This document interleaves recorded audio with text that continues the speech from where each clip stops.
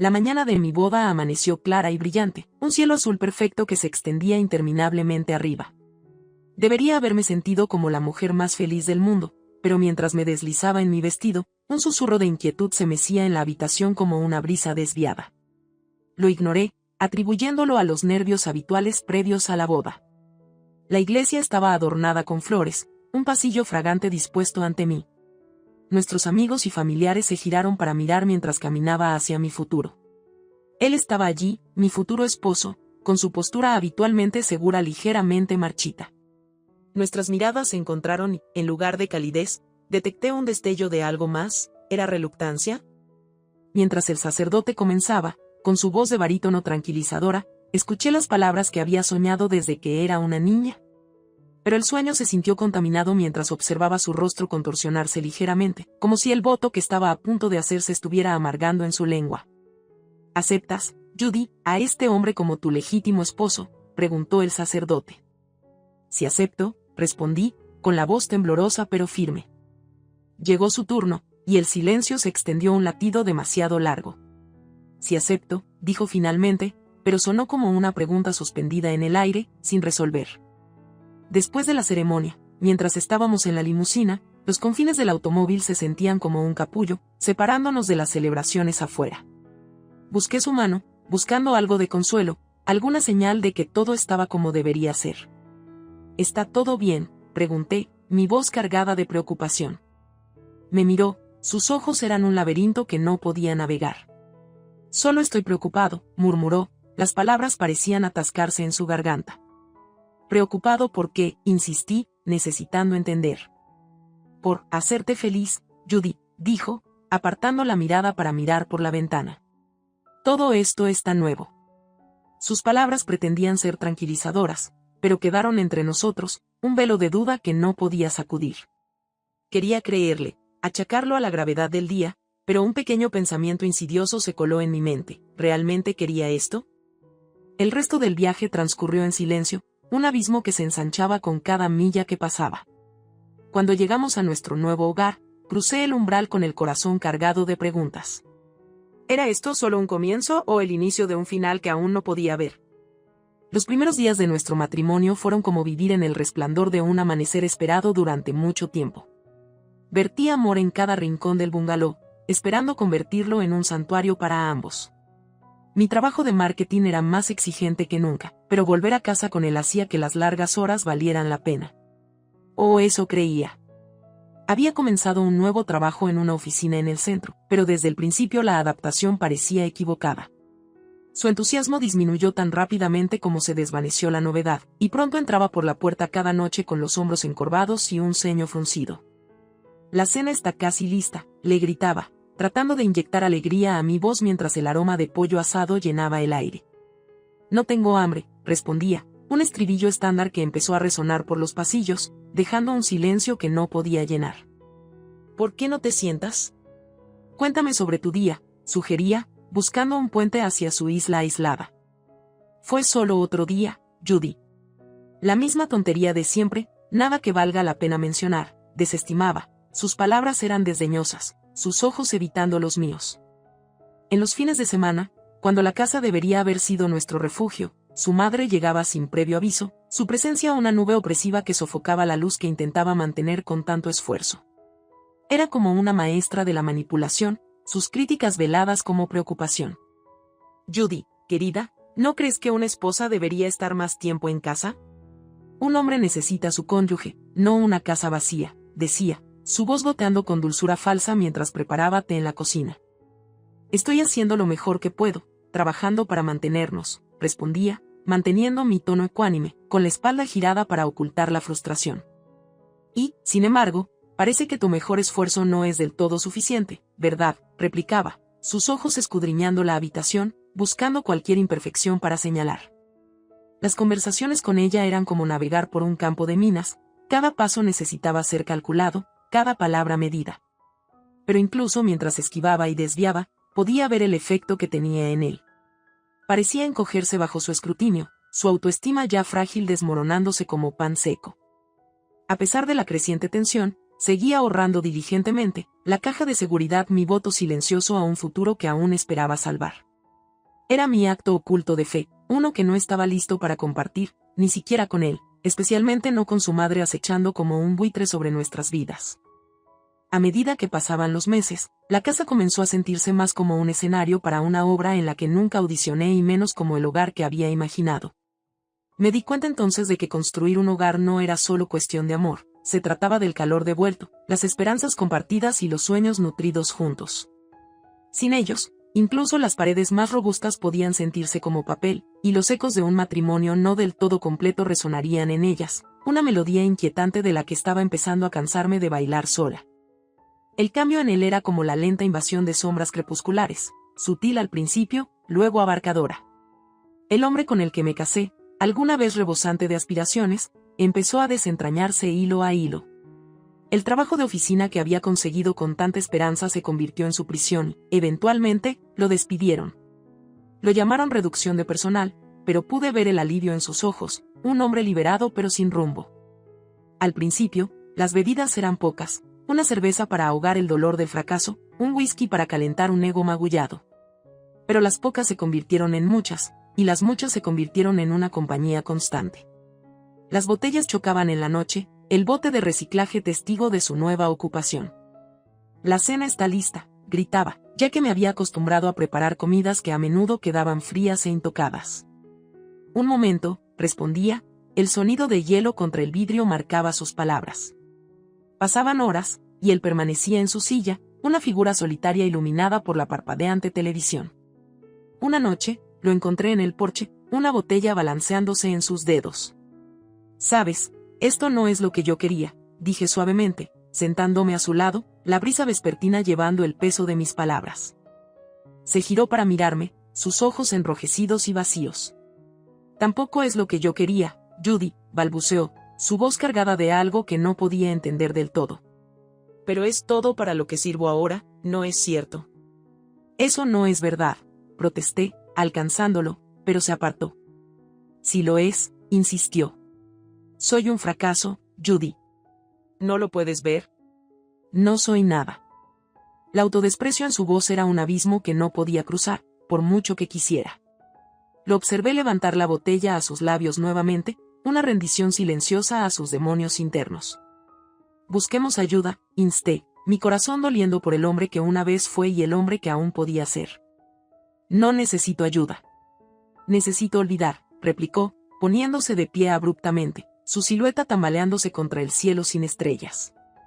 A medida que las noches se alargaban y las botellas se acumulaban, nuestro hogar se convirtió en un mausoleo de la vida que se suponía íbamos a llevar. La risa y los sueños que compartimos fueron reemplazados por el tintineo fantasmal del vidrio y el agrio aroma de los licores. Vivía con un espectro, una sombra del hombre que amaba, que ahogaba sus penas vaso tras vaso, perdido en el mar de su propia desesperación para ver el salvavidas que le arrojaba desesperadamente. La base de nuestro matrimonio comenzaba a parecerse a las botellas vacías que llenaban nuestra casa, hueca y desechada. Su consumo de alcohol se había convertido en una marea implacable, cada ola golpeando con más fuerza y dejando más escombros a su paso. Mantuve la casa a flote, sacando el agua incansablemente, aferrándome a la esperanza de que aún pudiéramos navegar hacia costas más seguras. Luego llegó la noche que cambió la marea de manera irreversible.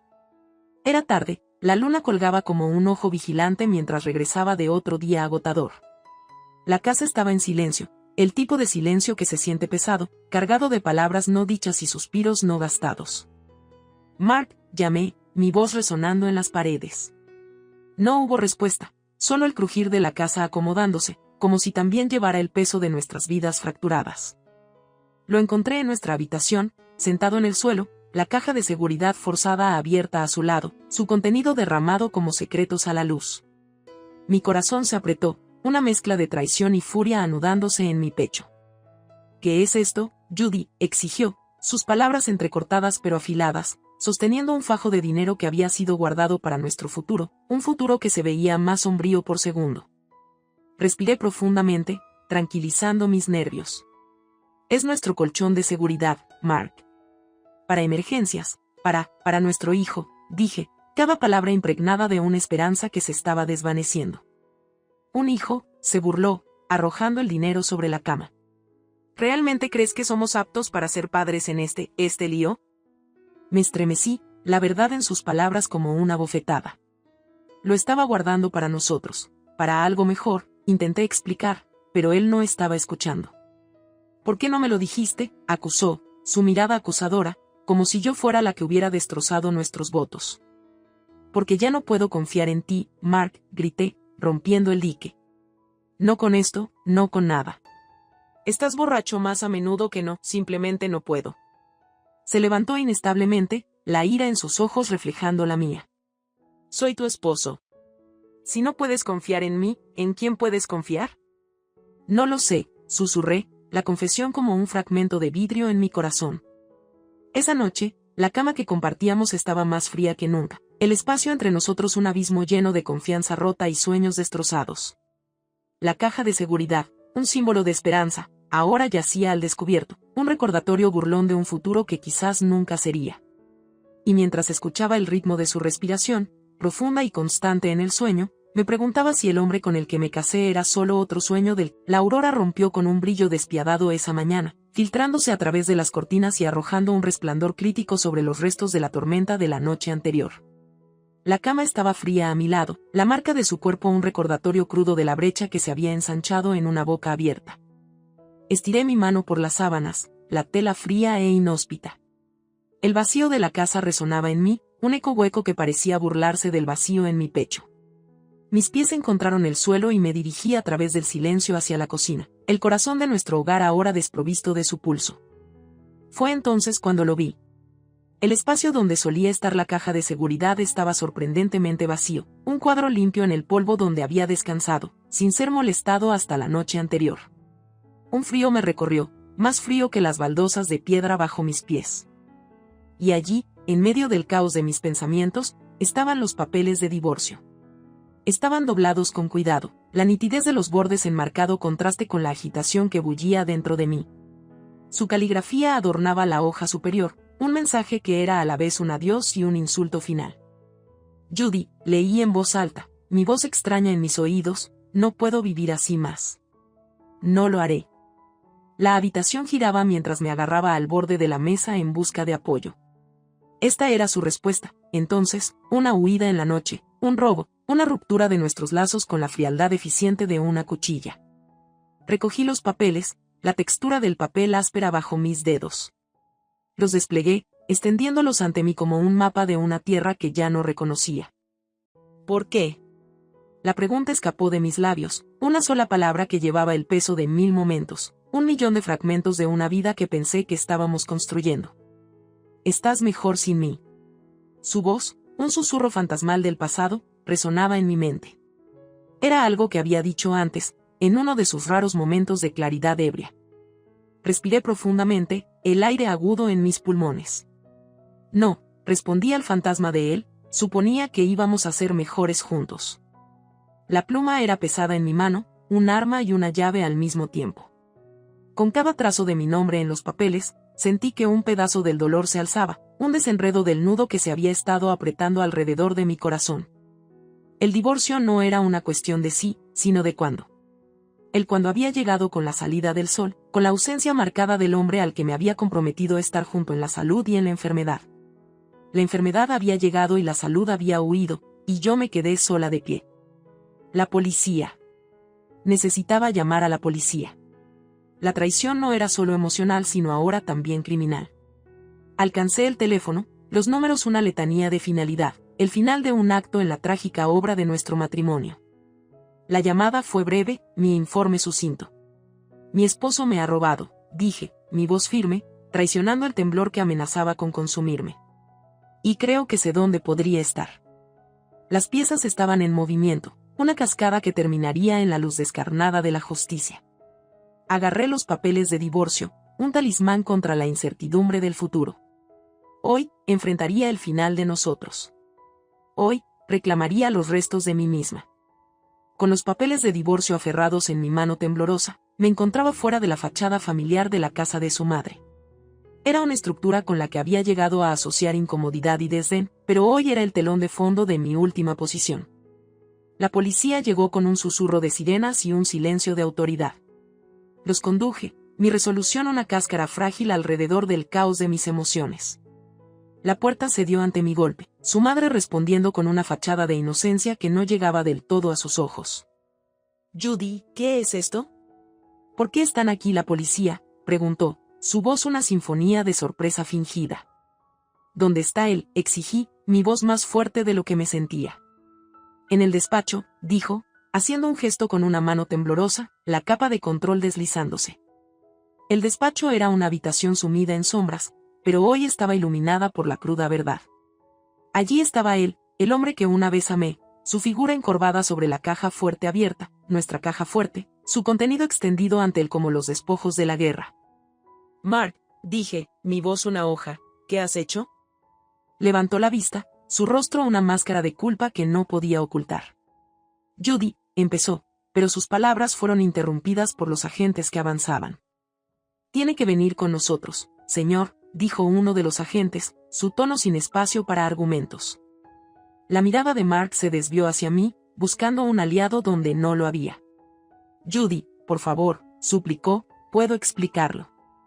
«No hay nada que explicar», respondí, la finalidad en mi voz resonando en la repentinamente abarrotada habitación. Su madre, siempre la matriarca, dio un paso adelante, su mano extendiéndose como para proteger a su hijo. «No puedes hacer esto». «Es mi hijo», exclamó, su voz resquebrajándose bajo la tensión. «También es un ladrón», dije, girándome para enfrentarla. «Y tú, su cómplice». La habitación estaba densa de tensión, los agentes siendo testigos silenciosos de nuestra tragedia doméstica. Observé cómo le leían sus derechos, el clic de las esposas un signo de puntuación al final de nuestra historia compartida. Mientras lo llevaban, le extendí los papeles de divorcio, el documento que cortaba lo poco que quedaba de nuestro vínculo. «Considera esto mi último regalo para ti», dije, las palabras una victoria hueca. Su madre lloraba ahora, sus sollozos una banda sonora para el desmantelamiento de su fachada. Me miró, sus ojos buscando clemencia. «Judy, yo». «Guárdalo», la interrumpí, la amargura en mi voz un testimonio de los años de su veneno. «Ya has hecho suficiente». Los agentes se volvieron hacia ella, sus expresiones sombrías. «Señora, vamos a necesitar hacerle algunas preguntas», dijo uno de ellos, señalando el comienzo de su propia rendición de cuentas. Permanecí allí, en medio de las ruinas de lo que una vez fue un matrimonio, una vida. Los papeles en mi mano ahora se sentían más ligeros, como si al firmarlos, también hubiera renunciado al peso que llevaban. Había venido a confrontar, pero me fui con una declaración de mi propia independencia, el comienzo de una vida que volvía a ser solo mía. El tribunal estaba a años luz de las escenas cálidas y llenas de amor que alguna vez imaginé que estarían llenas de mi matrimonio. En lugar de miradas compartidas de afecto, había miradas frías y duras. Donde deberían haber susurros de apoyo, había el sonido estéril de procedimientos legales. Me senté allí, una figura solitaria en medio de un mar de rostros, algunos compasivos, la mayoría indiferentes. El juez presidió la sala con un aire de finalidad distante, su martillo en posición como la espada de Damocles sobre el destino de las dos personas que más me habían agraviado. «Por favor, diga su nombre para el expediente», comenzó el fiscal, dirigiendo su mirada a mi futuro exesposo. «Mark Thompson», respondió, su voz traicionando un temblor de nerviosismo. «¿Y puede contarnos qué sucedió la noche del 15 de septiembre?», insistió el fiscal. Mark vaciló, sus ojos parpadeando hacia mí antes de volver a la seguridad de su regazo. «Yo tomé una caja de seguridad que pertenecía a mi esposa».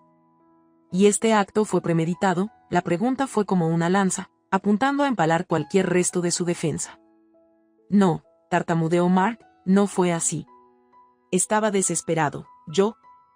Sin embargo, era consciente de que tomar la caja estaba en contra de la ley. El fiscal interrumpió su titubeante explicación. «Sí», admitió Mark, con la cabeza baja, «lo sabía». El fiscal dirigió su atención hacia la otra acusada.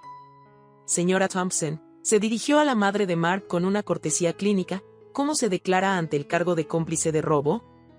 La mujer que me había atormentado con su presencia, que se había mantenido alta y orgullosa en defensa de su hijo, ahora parecía pequeña y desinflada. «Culpable», susurró, y fue la palabra más dulce que la había escuchado decir. El juez carraspeó, un sonido que llamó a la sala al orden.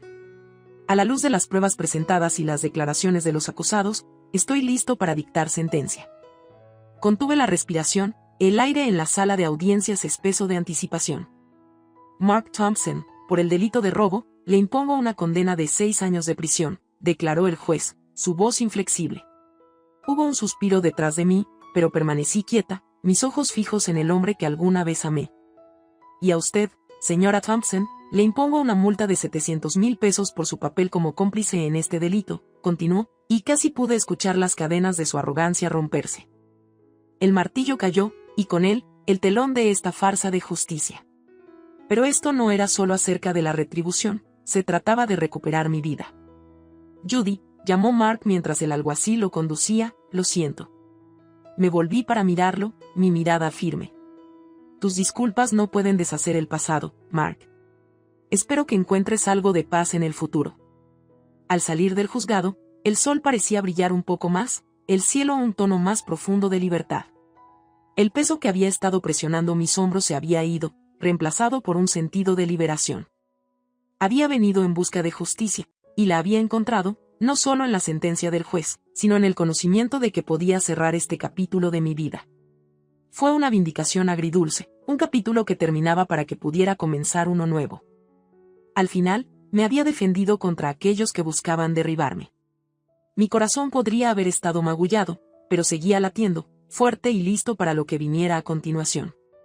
Esta no era la historia que me había escrito a mí misma, pero era una que ahora podía reescribir, según mis propios términos.